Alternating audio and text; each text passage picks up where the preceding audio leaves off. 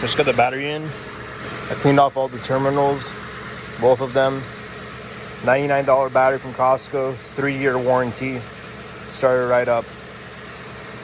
And you also get a $15 cord charge, but you get it back if you return the old battery from Costco.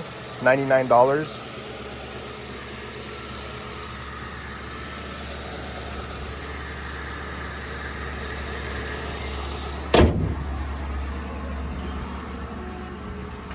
Got all the windows down. Just a small update. I did vacuum most of the inside. There's a little few pieces here and there that I need to do a better job of. I am gonna get a drill with a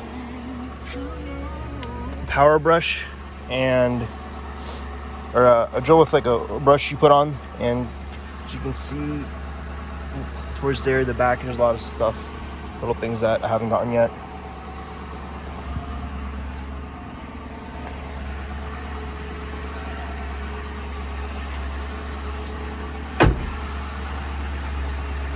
But yeah, just a small update. And I got some of the headlights on, got half on. I need to do the other half and remove the bracket underneath. And also,